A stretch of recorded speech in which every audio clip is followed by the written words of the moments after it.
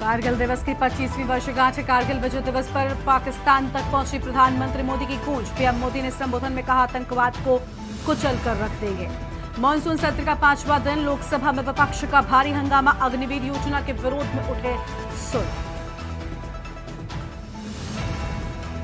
CM योगी के साथ लखनऊ मंडल के विधायकों की बैठक। दोनों ही डिप्टी सीएम ब्रजेश पाठक और केशव प्रसाद मौर्य बैठक में नहीं होंगे शामिल। कांवड़ रूट पर नेम प्लेट विवाद का मामला। सुप्रीम कोर्ट का अंतरिम आदेश रहेगा जारी। दुकानदारों का नाम बताने पर रोक जारी। सोमवार को होगी अगली सुनवाई। मानहानि मामले में राहुल गांधी ने सुल्तानपुर कोर्ट में दर्ज कराया बयान। 12 अगस्त को होगी सुनवाई। सुल्तानपुर कोर्ट में सबूत प्रस्तुत करने का भी दिया आदेश। यौन शोषण मामले में ब्रजभूषण के खिलाफ आज से ट्रायल शुरू। राउस रेवेन्यू कोर्ट ने पुलिस अधिकारियों के दर्ज किए जाएंगे बयान। ब्रजभूषण बोले, हम ट्रायल का करेंगे सामना। आप देख रहे हैं के न्यूज, खबरों का सारथी। नमस्कार, देश की बात में आप सभी का स्वागत है। मैं हूं आपके साथ गरिमा वाजपेयी और अहम खबर से बुलेटिन की शुरुआत करते हैं। अंबाला का जवान लद्दाख में शहीद हो गया है। 4 लाख स्काउट्स में था पोस्टेड, और माफ कीजिएगा 4 लद्दाख स्काउट्स में पोस्टेड थे और ड्यूटी के दौरान 23 जुलाई को गिरे थे नदी में। 25 जुलाई को हुई बॉडी रिकवर। आज बॉडी आएगी अंबाला। गांव में मातम का माहौल है। बराड़ा के रहने वाले थे गुरप्रीत सिंह।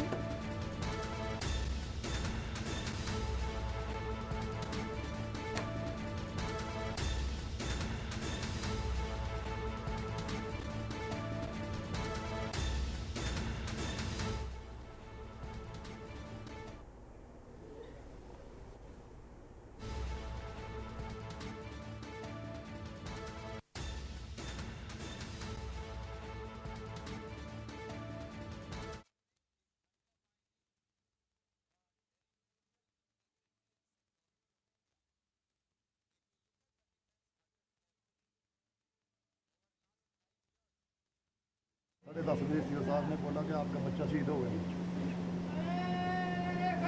क्या नाम पर, कहाँ पर गुरप्रीत सिंह ड्यूटी कहाँ? ले में था। कारण पता लगा है जी कुछ? बाद में कुछ नहीं पता लगा।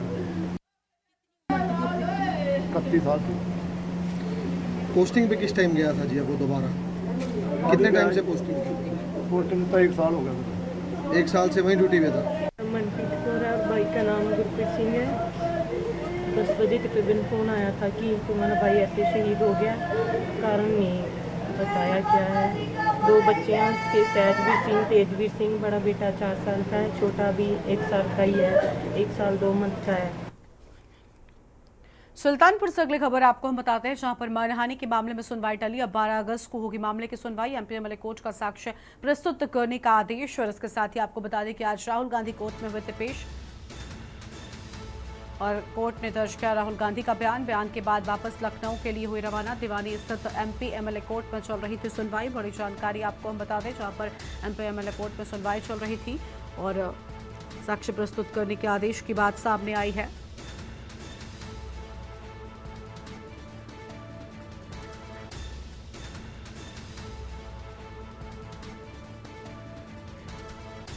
बड़ी जानकारी आपको हम बता रहे हैं। कोर्ट ने दर्ज किया राहुल गांधी का बयान।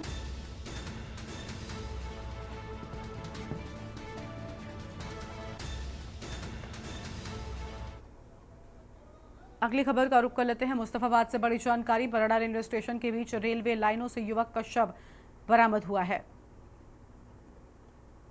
पुलिस के अनुसार युवक की मौत मालगाड़ी की चपेट में आने से हुई। सूचना मिलने पर पुलिस मौके पर पहुंची। शव की पहचान न होने के चलते शव को कब्जे में लेकर शिनाख्त के लिए ट्रॉमा सेंटर में रखवा दिया गया है। रेलवे पुलिस युवक की पहचान में जुटी है। राजकीय रेलवे के पुलिस जांच अधिकारी राकेश कुमार और बोधराज ने कहा कि गुरुवार को सूचना मिलने पर मुस्तफाबाद बराड़ा रेलवे स्टेशन के बीच फुलपुर रेलवे फाटक के पास युवक का शव रेलवे लाइन पर पड़ा मिला। युवक की उम्र लगभग 25 साल बताई जाती है। जय श्री राम जी। पानी की इतनी समस्या है कि 4 बूंद पड़ दी ने पानी पानी भर जाए सारे एरिए में।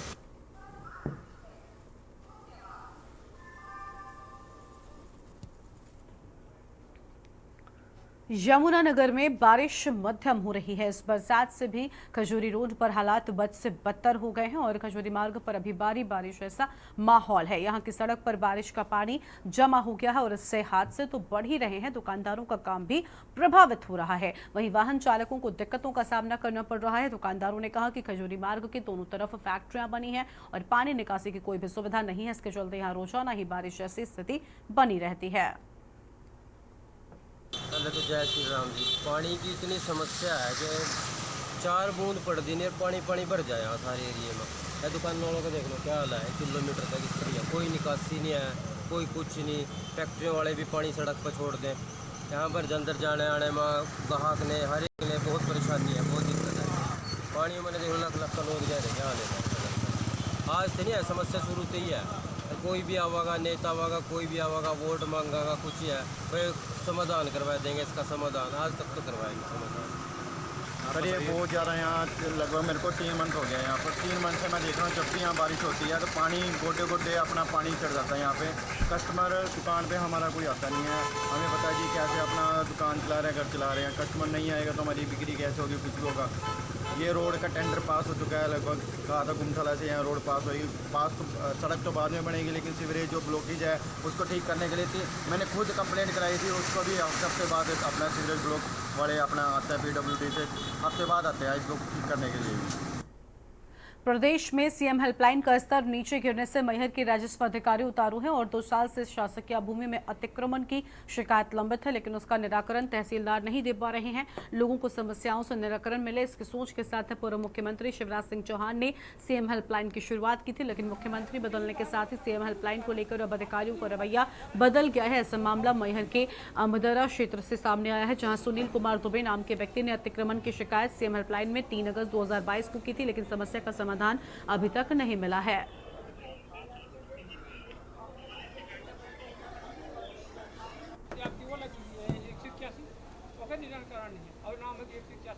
मैंने आज से 2 साल पहले 181 लगाई थी अतिक्रमण के लिए। अमदरा चौराहे में सामुदायिक भवन प्रतीक्षालय है, बस स्टैंड, जहाँ 10 गांव के आदमी आके बैठता है, उसके आसपास एकदम अतिक्रमण हो चुका। उस अतिक्रमण मुक्ति के लिए 181 मैंने लगाई थी। 181 के बाद मैंने यहाँ मैहर तहसीलदार, नायब तहसीलदार अमदरा में भी बेदखली का लगाया था, जहाँ आदेश भी हो गया, अतिक्रमण हटाने का आदेश भी हो चुका है, जुर्माना, लेकिन आज तक तहसीलदार द्वारा नहीं हटाया जा रहा। अब बोलते हैं कि अगर ज़्यादा आपको दिक्कत है तो आप भी अतिक्रमण पुनः उसी के बगल में ही कर लीजिए। अब हटाने को तैयार नहीं है। खबर है बिहार के नालंदा से, जहां पर सतौआ पंचायत के मुखिया प्रतिबालू यादव का गांव के ही बदमाशों के द्वारा अपहरण कर उसकी निर्मम हत्या कर दी गई। हत्या करके शव को बदमाशों ने वारसलीगंज थाना क्षेत्र के विशुनपुर गांव के पास फेंक दिया। इस घटना के बाद सतौआ पंचायत एवं गिरियक थाना क्षेत्र के आसपास के इलाके में सुरक्षात्मक दृष्टिकोण से सुरक्षा बढ़ा दी गई है। तो वहीं घटना के संबंध में राज्य के DSP प्रदीप कुमार ने कहा कि मुखिया पति किसी काम को लेकर जा रहे थे कि तभी बदमाशों ने आदमपुर के पास अपहरण कर लिया। फिलहाल कड़ी सुरक्षा के बीच मुखिया के शव को अंतिम संस्कार के लिए रवाना किया गया है। आपसी से इन लोगों का पूर्व से भी रंजिश चले आ रहा है। आपने ये लोग गोतिया है, लेकिन उनके अपने खानदान से बिलोंग करते हैं, आपसी रंजिश रही है। सर ये मुखिया ये बालू उठाव को लेकर लगातार बोलते भी रहते, सर क्या लगता नहीं कि ऐसा नहीं वो था, लेकिन अभी वर्तमान में हम लोगों ने बालू के विरुद्ध बहुत कार्रवाई की है गिरिया में, लेकिन उसमें इनके द्वारा भी कंप्लेंट प्राप्त नहीं हुआ था। कोई और कंप्लेंट किया था, उस पर हम लोग कार्रवाई किए थे। तो अभी तक बालू का नहीं, आपसी रंजिश रहा है। पूर्व के 1-2 मामले रहे हैं जिसमें मुख्य गवाह थे। ये भी कारण मतलब वो वैसे हम लोग अनुसंधान करें।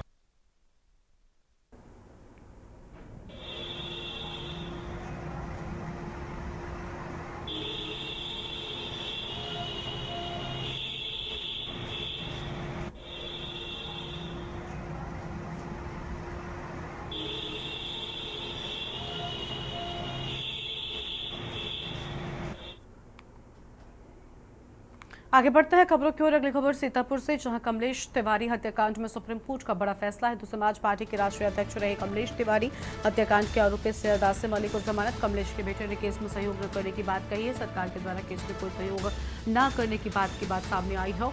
और अहम खबर आपको हम बता दें, सीतापुर से खबर, वोटिंग मशीन भंडारण कक्ष पहुंचे हैं डीएम। राजनीतिक दलों के प्रतिनिधियों के साथ पहुंचे हैं डीएम। बड़ी जानकारी आपको हम बता दें, इस मासिक निरीक्षण में नहीं मिली कोई खामी। सीतापुर के कलेक्ट्रेट परिसर का ये पूरा मामला बताया जाता है।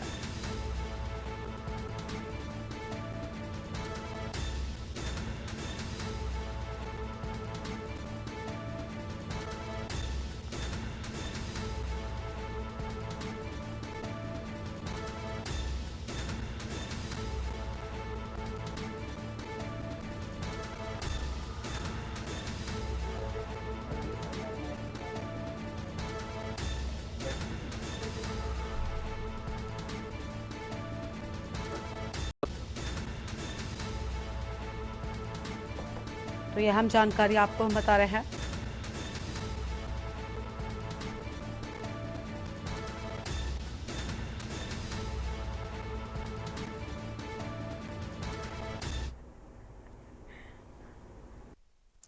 सुप्रीम कोर्ट ने आज हिंदू समाज पार्टी के नेता कमलेश तिवारी के हत्याकांड में आरोपी आसिम अली को जमानत दे दी है, जिसके बाद हम जानने के लिए पहुंचे हैं उनके परिवार के पास, कमलेश तिवारी जी के परिवार के पास, कि उनके परिवार की इस जमानत के बाद क्या प्रतिक्रिया है और वह न्यायालय के इस निर्णय पर क्या कहना चाहते हैं। हमारे साथ मौजूद हैं कमलेश तिवारी जी के बड़े बेटे सत्यम तिवारी। हम उनसे जानेंगे कि न्यायालय ने, सुप्रीम कोर्ट ने उनके पापा की हत्या में शामिल एक आरोपी को जमानत पर रिहा कर दिया है। ऐसे में उनका क्या कहना है, सुनते हैं उनकी जुबानी। जी सत्यम जी। जब हमारे पिताजी की हत्या हुई थी, उस विषय से लेकर आज तक जो है मेरी माताजी ने सेशन कोर्ट से लगाकर हाई कोर्ट तक पूरा केस लड़ा। अब हाई कोर्ट के बाद सरकार को कुछ मदद करनी चाहिए थी, जिस वजह से हम लोग सर्वोच्च न्यायालय में जाने में अक्षम रहे। जो है वहाँ तक हम लोग नहीं पहुँच पाए। इस कारण जो है सुप्रीम कोर्ट ने उसको जमानत दे दी है, जो 120B का मुख्य षड्यंत्रकारी था आसिम अली को। और न्यायालय का यह फैसला उचित नहीं है, और उस समय जो सरकार से वादे किए गए थे सरकार द्वारा वो भी नहीं निभाए गए पूर्ण रूप से। कहीं ना कहीं जो है हम लोग कमज़ोर पड़ गए। इस वजह से वो मुख्य षड्यंत्रकारी 120B का जो है आसिम अली, उसको जमानत मिल गई है। आगे बढ़ते हैं खबरों की ओर। सीतापुर से खबर, वोटिंग मशीन भंडारण कक्ष पहुंचे हैं डीएम। राजनीतिक दलों के प्रतिनिधियों के साथ पहुंचे हैं डीएम और वोटिंग मशीन भंडारण कक्ष का निरीक्षण किया है। इस मासिक निरीक्षण में नहीं मिली कोई खामी। सीतापुर के कलेक्ट्रेट परिसर का ये पूरा मामला बताया जाता है। तो सीतापुर के कलेक्ट्रेट परिसर का ये पूरा मामला बताया जाता है। बड़ी खबर आपको बता दें, वोटिंग मशीन भंडारण कक्ष का निरीक्षण किए जाने की बात सामने आई है और इस मासिक निरीक्षण में कोई खामी नहीं मिली। बड़ी खबर आपको हम बता रहे हैं।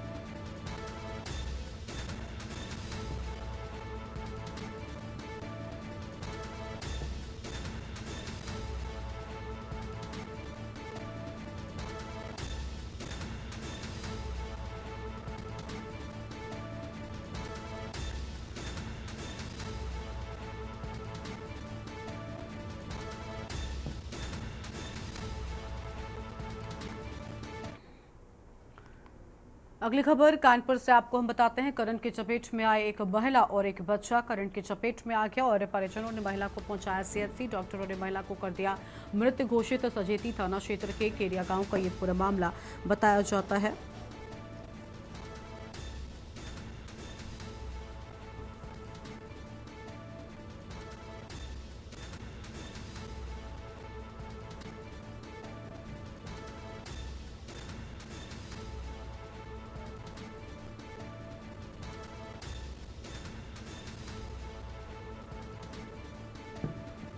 करंट से बच्चे को बचाने गई महिला चपेट में आ गई। कोरिया गांव का ये पूरा मामला बताया जाता है। बड़ी जानकारी आपको हम बता रहे हैं।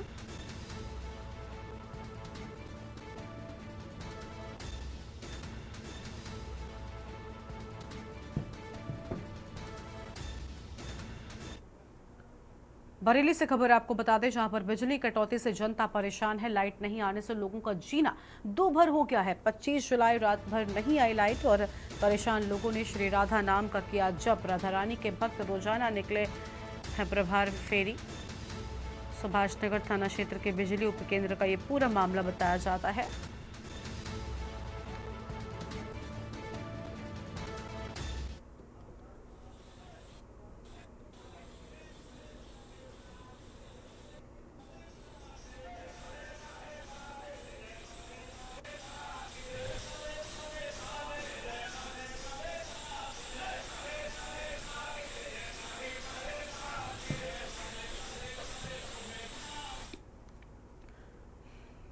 बुलंदशहर से बड़ी खबर आपको हम बताते हैं, जहां पर आरटीओ दफ्तर में डीएम एसएसपी का छापा। दलालों को पकड़ने के लिए छापेमारी की बात सामने आई है। बड़ी जानकारी आपको हम बता दें, जहां पर शासन के आदेश पर एआरटीओ दफ्तर में छापेमारी हुई। डीएम एसएसपी को देखकर एआरटीओ दफ्तर में भगदड़ मच गई। एआरटीओ दफ्तर से 2 संदिग्धों को गिरफ्तार किए जाने की बात सामने आई है। डीएम एसएसपी ने अधिकांश पटलों को खंगाला है। बड़ी जानकारी आपको हम बता दें और रायबरेली माफ कीजिएगा, ये बड़ी जानकारी आपको हम बता रहे हैं। देखिए, एआरटीओ ऑफिस में बहुत सी आम जनता प्रतिदिन लाइसेंस बनवाने के लिए, अपने गाड़ियों के रजिस्ट्रेशन कराने के लिए, उनकी फीस आदि जमा कराने के लिए आते हैं। बुलंदशहर काफ़ी बड़ा जनपद है। आज मैं और एसएसपी साहब यहाँ ये देखने के लिए आए थे कि जो जनता को सरकार के द्वारा सुविधाएं मुहैया कराई जा रही हैं वो सीधे जनता को मिल रही है कि मिडिल मैन के माध्यम से मिल रही है। हम लोगों ने देखा यहाँ एआरटीओ ऑफिस के आसपास काफ़ी फोटोस्टेट की दुकानें हैं और सीएससी भी लगी हुई हैं। वहाँ कुछ लोग अपने फॉर्म जमा करके वहाँ मिले नहीं, तो उनकी जांच के लिए फर्दर जांच की जा रही है। उद्देश्य यही है कि जो हमारे कार्यालय हैं, हमारे ऑफिस हैं, उनमें जनता को सीधे सुविधाएं मिलें। कोई बिचौलिया या कोई मिडिल मैन या कोई दलाल वहाँ कार्य करते हुआ ना पाया जाए। तो अभी ऐसा कोई मिला नहीं है। कुछ लोग संदिग्ध मिले हैं, 2-3 लोग, उनकी फर्दर जांच की जा रही है। रायबरेली से बड़ी जानकारी आपको बता दें, जहां पर फर्जी जन्म प्रमाण पत्र बनवाने का मामला आपको बता रहे हैं, जहां पर शाह अबरार अहमद पर आरोप। एचएस बघेल नर्सिंग होम के डॉक्टर रहे हैं शाह अबरार और जिला प्रशासन की जांच में शिकायत की बात सामने आई है। तो बड़ी जानकारी आपको हम बता दें, जहां पर रायबरेली से खबर, फर्जी जन्म प्रमाण पत्र बनवाने का पूरा मामला। तो फर्जी जन्म प्रमाण पत्र बनवाने का पूरा मामला हम खबर आपको हम बता रहे हैं।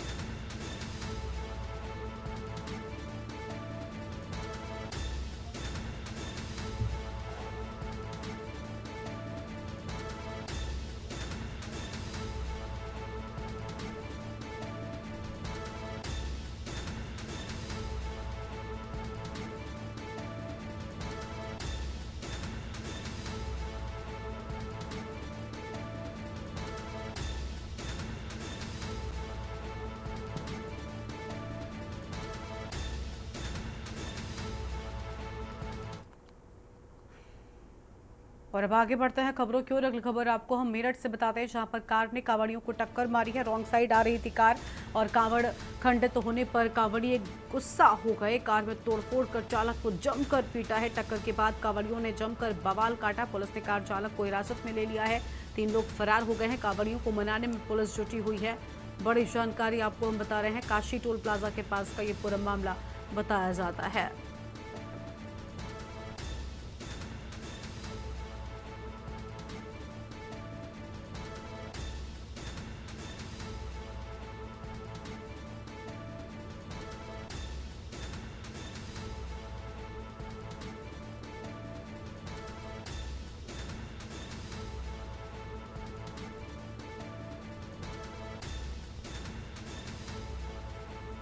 तो इन तस्वीरों को देखिए आप किस तरीके से यहाँ पर बीच सड़क पर जमकर मारपीट की गई है। कार चालक को जमकर पीटा है।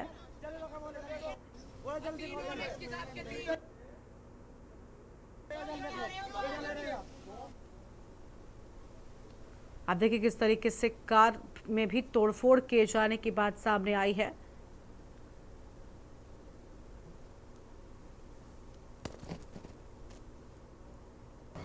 वहाँ पर मौजूद थे, वहाँ से वापस से दूसरी साइड जा रहे थे तो उसमें हल्की गाड़ी टच हो गई थी, जिसके बाद इनकी आपस में झड़प हुई थी और उनके जो गाड़ी चालक थे उनके शीशे तोड़ दिए गए थे। सूचना मिलती पुलिस तुरंत मौके पर पहुंच गई थी, दोनों ही पक्षों को शांत कराया गया था और इसके बाद दोनों पक्षों से बात की गई। दोनों ही पक्ष कोई कार्रवाई नहीं चाहते थे और दोनों ही पक्ष अपने गंतव्य पर जा रहे थे। सीतापुर से अगली खबर आपको हम बताते हैं, जहां पर अधिकारियों का 1 महीना पहले हुआ था तबादला और दोनों अधिकारियों की खाली पड़ी कुर्सी। दोनों अधिकारियों की अभी तक नहीं की नियुक्ति। विभाग के अधिकारी व बाबू कर्मचारियों का फंसा वेतन, अधिकारी व कर्मचारियों को नहीं मिल रहा वेतन। बड़ी जानकारी आपको बता दें, जहां पर अधिकारी व कर्मचारियों को वेतन नहीं मिल रहा है।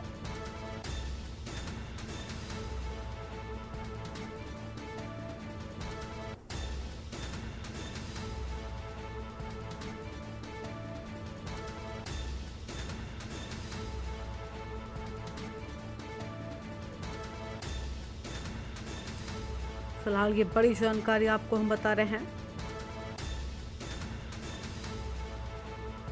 विभाग के अधिकारी व कर्मचारियों का वेतन फंसा हुआ है।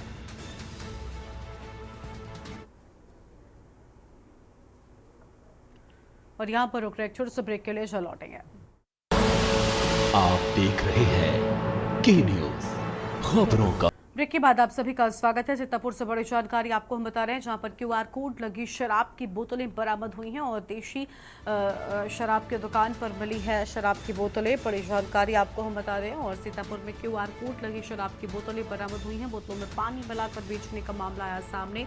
मिश्रित शराब के खिलाफ चलाया जा रहा अभियान के दौरान चेकिंग में सामने आया मामला। शराब ठेके के सेल्समैन को गिरफ्तार किया गया है। रेउसा थाना क्षेत्र के मरुपेहड़ इलाके में कार्रवाई की बात सामने आई है।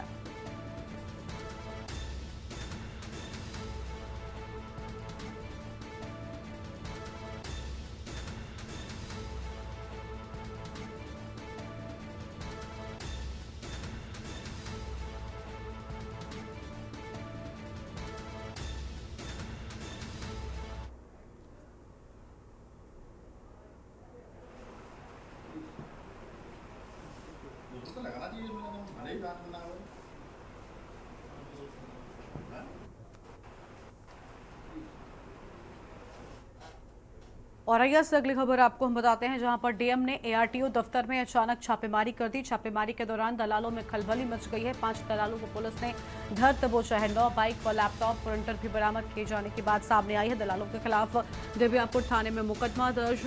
सड़क किनारे लगे दुकानों को तत्काल हटाया गया है। छापेमारी के दौरान SP औरैया चारू निगम मौजूद रही हैं। बड़ी खबर आपको हम बता दें,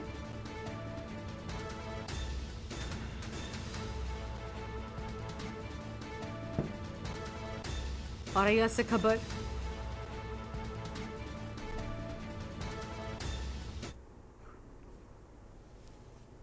ये जो प्रशासन में पारदर्शिता और जो सुचारू रूप से लोगों को सर्विसेज देने के संबंध में माननीय मुख्यमंत्री जी के निर्देश है, उसमें स्पष्ट है कि हर ऑफिसेज को सुचितापूर्ण तरीके से काम हो, किसी प्रकार के वहाँ दलाल और मिडिल मैन न दिखे।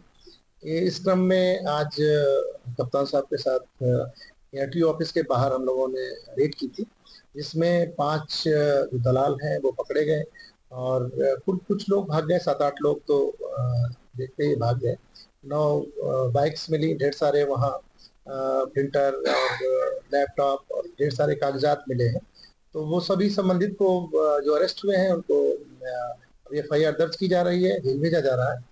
जो लोग बेसिक और इसमें सक्रिय थे, दलाल और जो मिडिल मैन हैं, उनके खिलाफ भी जांच की करके कार्रवाई की जा रही है। जो जिनकी संलिप्तता है उनके संबंध में डिटेल रिपोर्ट। अगली खबर है कुशीनगर से, जहां पर ATM ने अतिक्रमण पर चलवाया बुलडोजर। मौके पर उप जिलाधिकारी लोगों से जायजा लिया है। ATM ने EO रामकोला को लगाई है फटकार। लोगों से अतिक्रमण न करने की अपील की। नगर को साफ सुथरा बनाए रखने का भी किया अपील। और रामकोला नगर पंचायत में अतिक्रमण का ये पूरा मामला बताया जाता है। तो रामकोला नगर पंचायत में अतिक्रमण का ये पूरा मामला है।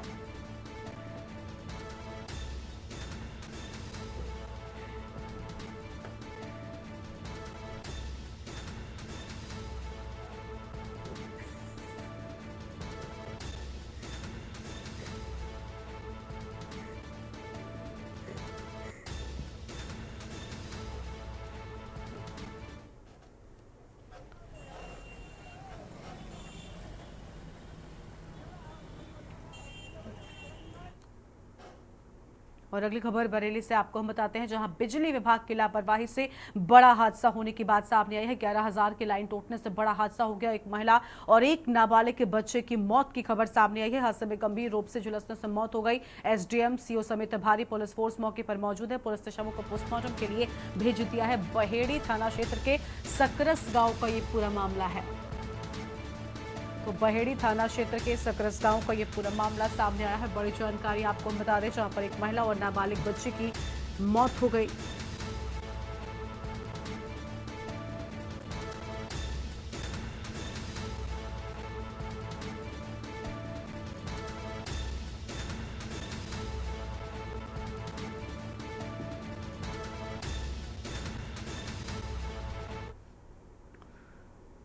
और अगली खबर आपको हम बता दें बुलंदशहर से, जहां पर डीएम एसएसपी का जिला कारागार में छापा। बंदियों से मुलाकात करने पहुंचे लोगों से पूछताछ किए जाने की बात सामने आई है। लोगों के बैग्स और बाइकों की भी ली गई तलाशी। बड़ी जानकारी आपको हम बता दें, जहां पर लोगों के बाइक्स और बाइकों की भी तलाशी लिए जाने की बात सामने आई है। तन्हाई बैरक समिति तमाम बैरक्स का निरीक्षण किया है। दलाल मुक्त व्यवस्था देने के लिए डीएम एसएसपी ने छापेमारी की। जिला कारागार में भोजन, साफ सफाई का सच जाना है। अन्य गतिविधियों का भी डीएम और एसएसपी ने सच जाना है। तन्हाई बैरक का भी निरीक्षण किया है।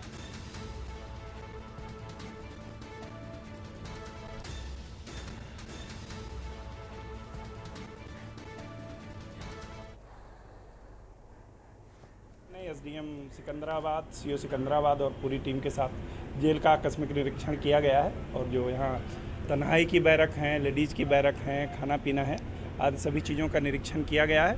और सामान्यतः व्यवस्थाएं सही मिली हैं, फिर भी कुछ सुधार के निर्देश दिए गए हैं अधीक्षक महोदय को। मुझे पूरा विश्वास है कि वो सुधार लागू होगा, ताकि जेल में जो कैदी हैं और जेल की जो व्यवस्था है वो और अच्छे सुचारू से चले। जेल के खाने वाने की सर क्या गुणवत्ता क्या थी? नहीं, किसी भी कैदी के द्वारा खाने की कोई शिकायत नहीं की गई है। जेल के साथ साथ सर आरटीओ ऑफिस का भी? वो तो हम लगातार ऑफिसों का निरीक्षण करते हैं और उद्देश्य यही रहता है कि जो जनसामान्य को हमको सुविधाएं देनी है वो मिले, कोई बिचौलिया ना हो, कोई मिडिलमैन ना हो, और जो सरकार की योजनाएं हैं वो सीधे जनता को पहुँचे और हमारे कार्यालयों का भी काम चुस्त दुरुस्त रहे, कार्यालय में साफ सफाई रहे। पूरे देश में कारगिल विजय दिवस पर लोग देश के वीर शहीदों को याद कर उन्हें श्रद्धांजलि दे रहे हैं। सीएम योगी आदित्यनाथ ने शुक्रवार को विजय दिवस की 25वीं वर्षगांठ पर शहीद सैनिकों के अदम्य साहस को याद करते हुए उन्हें श्रद्धांजलि अर्पित की है। और इसके साथ ही आपको बता दें कि सीएम योगी ने कहा कि भारत की सीमाएं और इसके लोग हमेशा अपने सैनिकों के साहस को सलाम करते हैं, क्योंकि इनकी वजह से ही पूरी दुनिया में भारत का डंका बज रहा है। सीएम योगी ने कहा कि दुनिया के अंदर भारत की पहचान जबरन एकाधिकार करने वाले देश की नहीं, बल्कि हम शांति के वाहक हैं। लेकिन अपनी सीमाओं की रक्षा करना हमारा देश और उसके जवान भलीभांति जानते हैं। सब जानते हैं, कारगिल युद्ध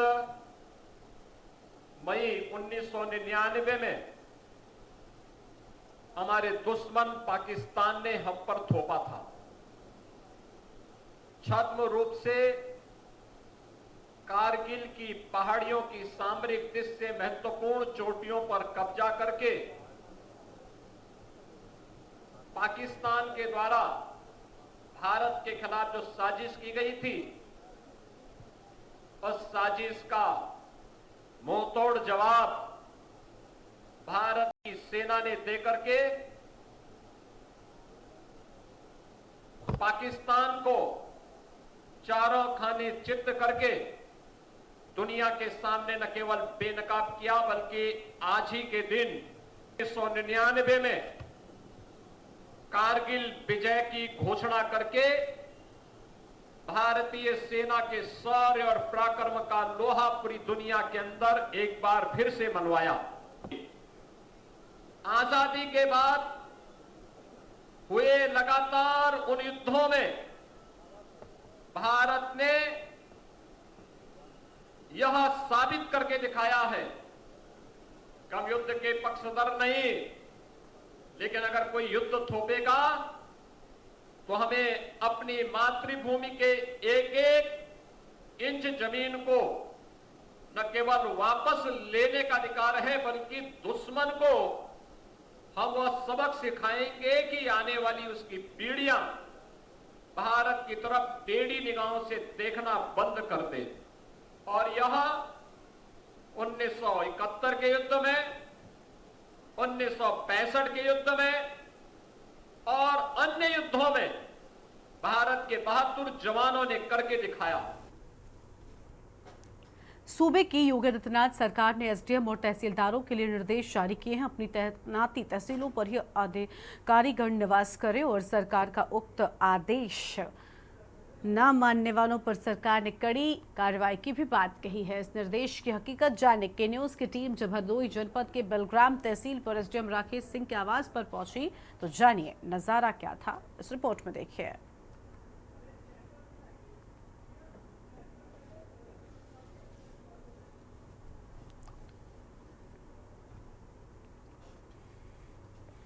तो कहना ये है कि अगर जनता का कुछ अगर इससे समाधान होता है तो ठीक है, अगर नहीं हो रहा है तो इसमें सरकार को इससे सोचना भी चाहिए कि आगे ये अगर वो आवाज़ पे रहेंगे तो कैसे क्या कर पाएंगे। तो अपने ये सरकार को तो कभी भी ज़रूरत पड़ सकती है जनता को कि किस समय भी इनको अवगत कराना पड़ेगा। इसमें जो है योगी सरकार ने जो है बहुत अच्छा फैसला लिया है। इसमें जो है जनता के हित में जो है जिस समय चाहेंगे उस समय आके अपनी शिकायत दर्ज करवा सकते हैं, उसका समय पर निस्तारण हो जाएगा। ये जो है योगी सरकार ने बहुत ही अच्छा कार्य किया है। या हर अधिकारी अपने अपने जहाँ पर ड्यूटी लगी हुई है वहीं पर अगर रहेंगे तो उससे बहुत अच्छा रहेगा। मुख्यमंत्री योगी ने जिस तरह उत्तर प्रदेश के सभी अधिकारियों को, तहसील स्तर के एसडीएम और तहसीलदार को तहसीलों पर रात्रि निवास का जो फरमान जारी किया, उसके चलते मैं आज हरदोई जनपद के बिलग्राम तहसील में है, जहां पर एसडीएम साहब राकेश सिंह के आवास पर मैं हूं। आइए जानते हैं कि एसडीएम साहब अपने आवास पे मौजूद हैं या नहीं है।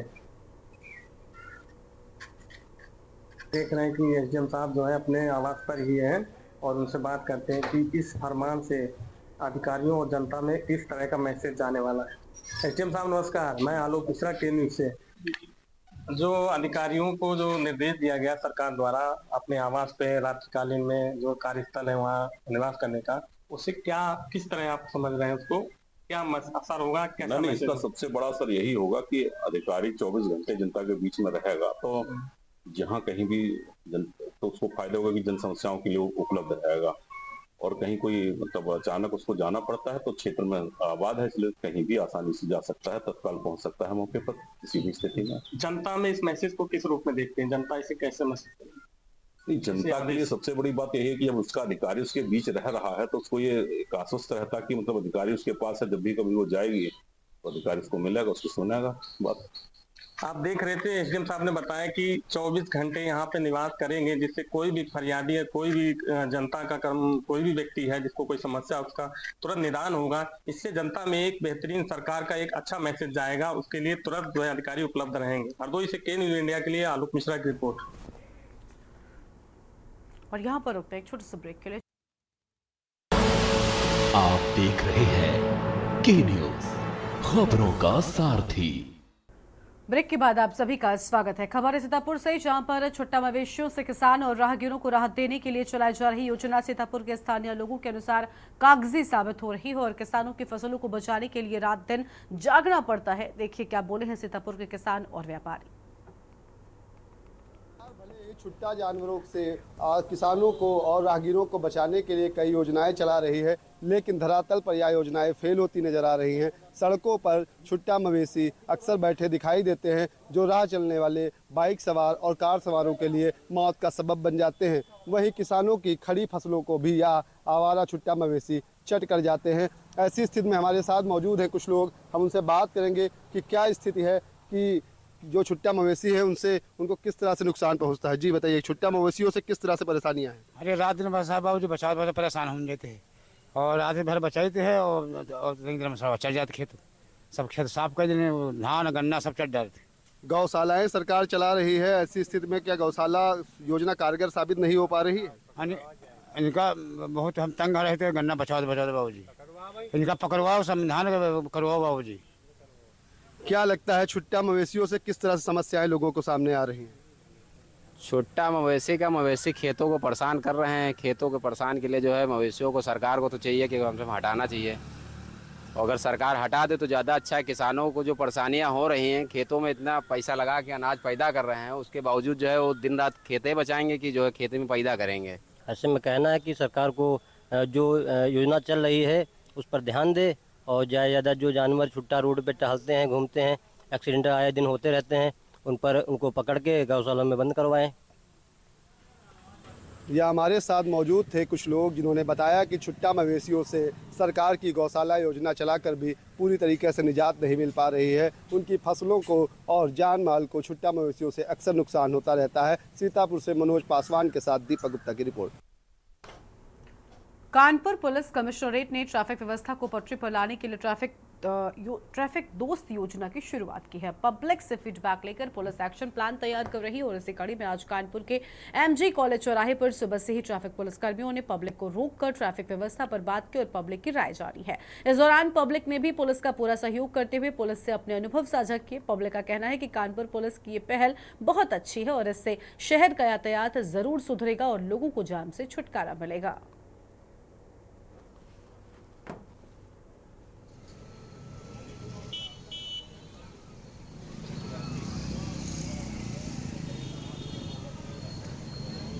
कानपुर शहर में ट्रैफिक व्यवस्था को सुधारने के लिए एक नई पहल की गई है, जिसके अंतर्गत ट्रैफिक दोस्त योजना की शुरुआत की गई है। इसमें ट्रैफिक पुलिसकर्मी जनता के बीच जनता से पूछेंगे कि किस तरीके की ट्रैफिक व्यवस्था होनी चाहिए। इस वक्त हम मौजूद है कानपुर के एमजी कॉलेज चौराहे पे।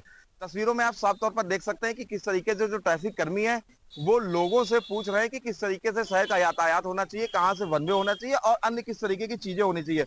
हम कोशिश करेंगे जो पब्लिक को रोका गया उनसे बातचीत करने की। भैया क्या नाम है आपका? मनोज राजवानी। मनोज जी, आप कहाँ जा रहे थे, आपको क्यों रोका गया? इसी तरह पूछने के लिए कि जाम वाम कहीं क्या लगता है, यही चीज पूछने के लिए मैं अभी जा रहा हूँ गुमटी। एक ट्रैफिक दोस्त योजना की शुरुआत की गई है, जिसके अंतर्गत आपसे ट्रैफिक कर्मी जिस तरीके से अभी पूछ रहे हैं कि जाम कहाँ लगता है, क्या स्थिति है व्यवस्था की, तो आपको किस तरीके की ये योजना लग रही? अच्छी है योजना, अच्छी है। जाम अगर ना मिले शहर में तो लोग जो है आराम से जाएंगे, और जाम लग जाता है तो आम जनता को दिक्कत होती है और मुझे लगता है कि प्रशासन को भी बहुत दिक्कत होती है कि भाई जाम छूटना चाहिए। और जाम से आम लोगों की जो है समस्या है, आना जाना जो भी है दिक्कतों का कारण है। जाम नहीं लगेगा तो लोग जहाँ 5 मिनट का रास्ता है वहाँ पौन घंटा लग जाता है। इस योजना के तहत आप जनता से क्या अपील करना चाहते हैं, किस तरीके से पुलिस को सहयोग करें? बिल्कुल सहयोग करना चाहिए, पूरी तरीके से सहयोग करना चाहिए ताकि जाम ना लगे और आराम से लोग अपना रास्ता अपना सफर करें, तय करें। देखिए, तो ये एमजी कॉलेज चौराहे पर जिस तरीके से ट्रैफिक पुलिसकर्मी इस योजना के अंतर्गत लोगों से रोककर शहर की ट्रैफिक व्यवस्था को सुधारने के लिए बातचीत कर रहे हैं। जनता का कहना है कि यह पहल कहीं ना कहीं एक नई दिशा लागी कानपुर में ट्रैफिक को सुधारने के लिए। ये एक अच्छी पहल है। कानपुर से कौस्तुभ मिश्रा, के न्यूज इंडिया। उत्तर प्रदेश के बलिया जनपद के बलिया बिहार बॉर्डर से लगे नरही थाना क्षेत्र के भरौली गोलंबर पर अवैध वसूली की सूचना पर एडीजी जोन वाराणसी और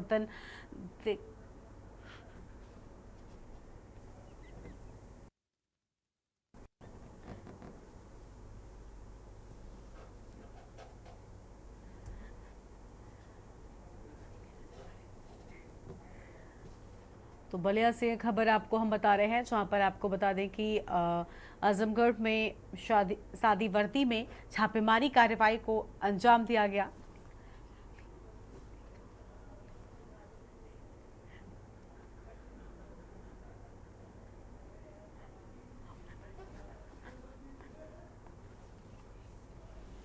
सदन में ये बात लिखी हुई है मेरी।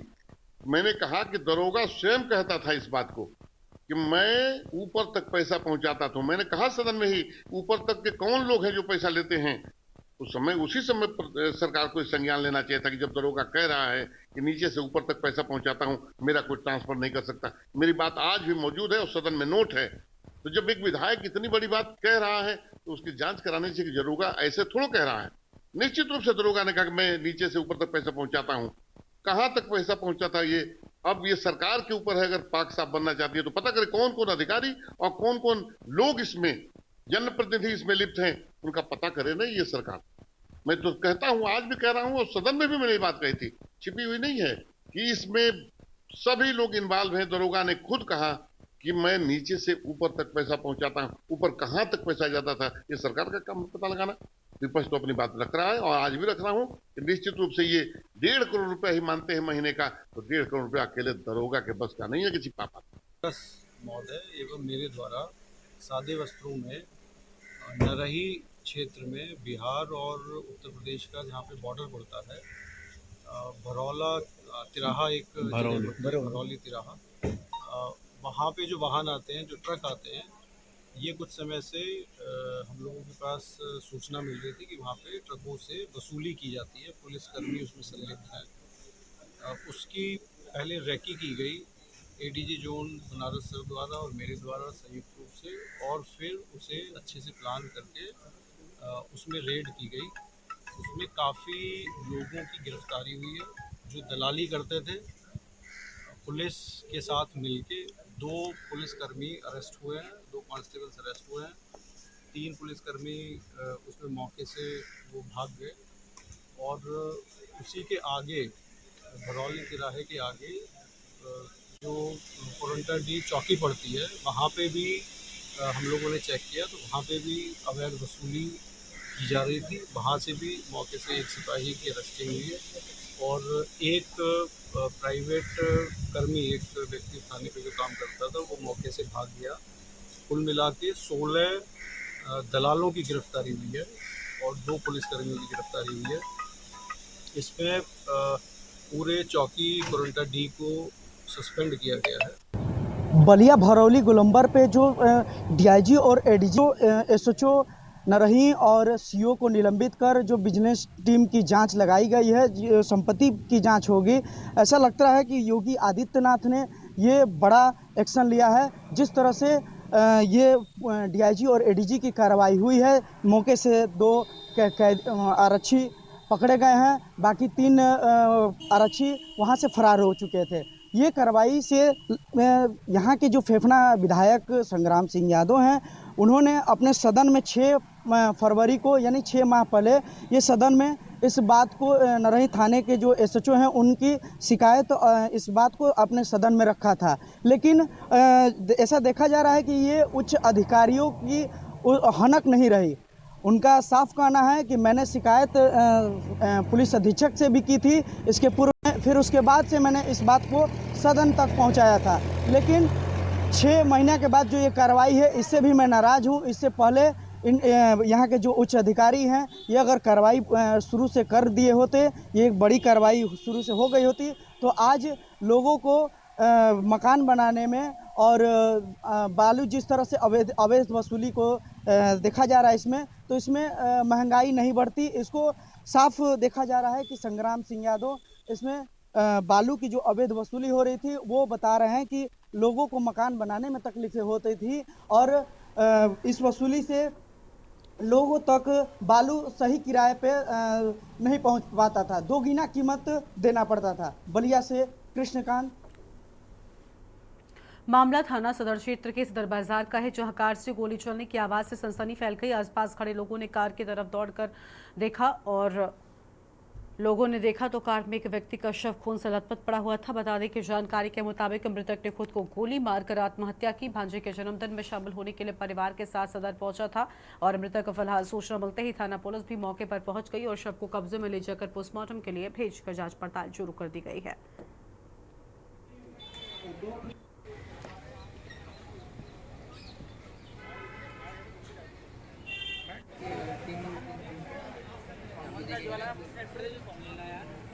सदर पुलिस को सूचना प्राप्त हुई कि एक व्यक्ति जो सौदागर लाइन चौकी क्षेत्र में मानो फैक्ट्री के सामने अपने आप को गोली मार ली है। सूचना पर जब पुलिस मौके पर पहुंची तो व्यक्ति वहां घायल अवस्था में गाड़ी में पड़ा हुआ था। पुलिस द्वारा तत्काल उसे उपचार हेतु एसएन मेडिकल कॉलेज इमरजेंसी में भर्ती कराया गया, जिसके इलाज के दौरान मृत्यु हो गई। मृत्यु के बाद शव को पोस्टमार्टम हेतु मोर्चरी भिजवाया गया है। आवश्यक विधिक कार्रवाई की जाएगी। बिजनौर के अफजलगढ़ इलाके में उस वक्त एक दर्दनाक हादसा हो गया जब बरेली से चलकर हरिद्वार जल लेकर जा रहे कांवड़ यात्रियों के जत्थे की एक बाइक अज्ञात वाहन से टकरा गई। हादसे में 2 कांवड़ियों की मौत हो गई जबकि 2 गंभीर रूप से घायल हो गए हैं। सूचना पर पहुंची पुलिस ने घायलों को अस्पताल में भर्ती कराया है। थाना अफजलगढ़ क्षेत्र के अस्फागंज के आसपास हाईवे पर बरेली से चलकर हरिद्वार जा रहा था कांवड़ियों का 30 लोगों का जत्था, जिसमें 7 मोटरसाइकिल सवार थे, शेष एक डीसीएम पर थे। डीसीएम लगभग 10 किलोमीटर आगे जा चुकी थी और सभी ये मोटरसाइकिल बाइकर सवार अपने से जा रहे थे। आपस में ही तेज़ी में ओवरटेक करते समय सामने से आ रहे एक अज्ञात वाहन से टकरा गए। टकराकर स्कूटी पर गिर गए। मोटरसाइकिल सवार और स्कूटी सभी लोगों को, घायलों को लाया गया यहाँ, जिनमें डॉक्टर द्वारा 2 लोगों को मृत घोषित कर दिया गया है। जो 2 लोग घायल हुए थे वो स्वस्थ हैं, उनका इलाज कराया जा रहा है। बहुत ही दुखद घटना है। प्रशासन के सभी अधिकारी मौके पर पहुंच चुके हैं। बाद व्यवस्था कार्रवाई की जा रही है। सीतापुर में जिला बेसिक शिक्षा अधिकारी कार्यालय में जारी एक पत्र में बड़ा खुलासा हुआ है। विभाग में फर्जी तौर पर मंडलीय सहायक शिक्षा निदेशक बनकर अज्ञात व्यक्ति के द्वारा बीते दिनों जनपद के कई परिषदीय विद्यालयों का निरीक्षण किया गया। जिला बेसिक शिक्षा अधिकारी का पत्र फर्जी निरीक्षण होने की बात का खुलासा कर रहा। बीते 2 दिन पूर्व रेउसा विकासखंड में मंडलीय सहायक शिक्षा निदेशक बनकर अज्ञात व्यक्ति ने कई परिषदीय विद्यालयों का निरीक्षण भी कर डाला है।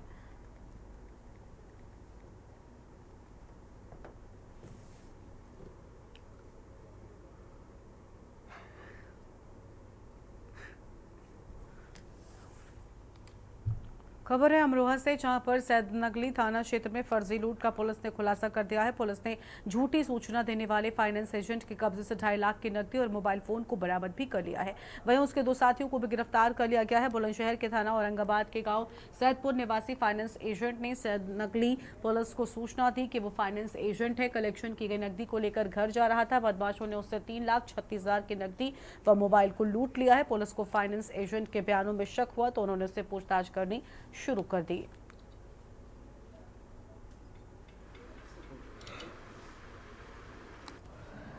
दिनांक 21/7 को बॉबी चौधरी निवासी औरंगाबाद बुलंदशहर द्वारा थाने में आके बताया कि वो भारत फाइनेंशियल इंक्लूजन कंपनी का कलेक्शन एजेंट है।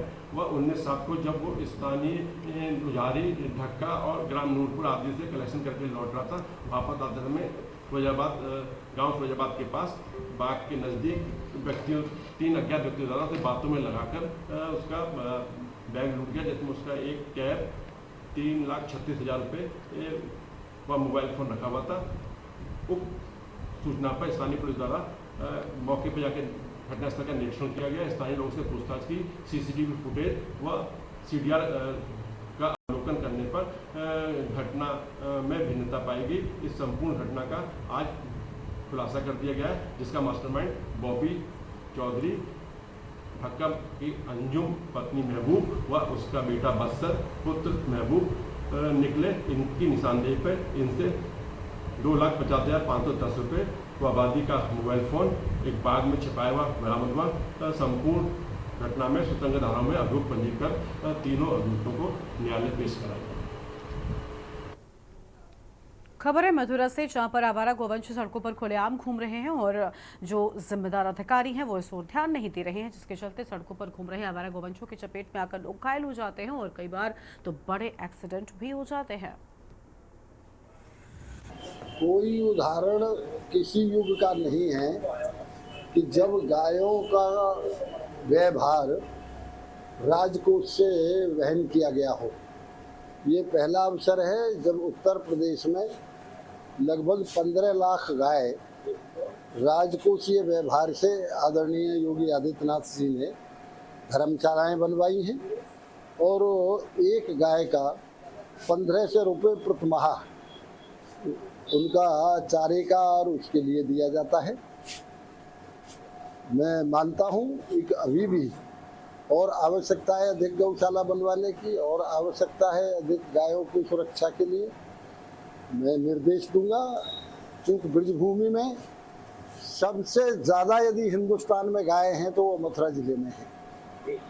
वो मथुरा जिले में इतनी गौशालाएं हैं, धार्मिक सामाजिक संस्थाओं के द्वारा चलाई जा रही हैं। मैं स्वयं जब मंत्री था तो उस समय अनेक गौशालाएं बनवाई, उनमें भी गायें रखी जा रही हैं।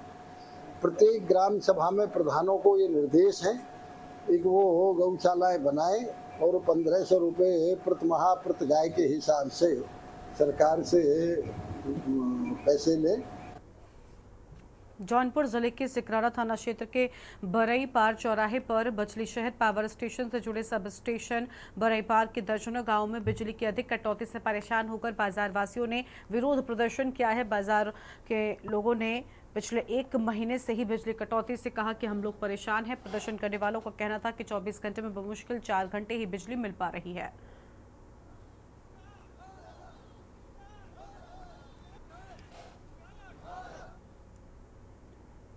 और देश की बात में फिलहाल इतना ही। तमाम बड़ी खबरों के लिए आप देखते रहिए न्यूज़ इंडिया। नमस्कार।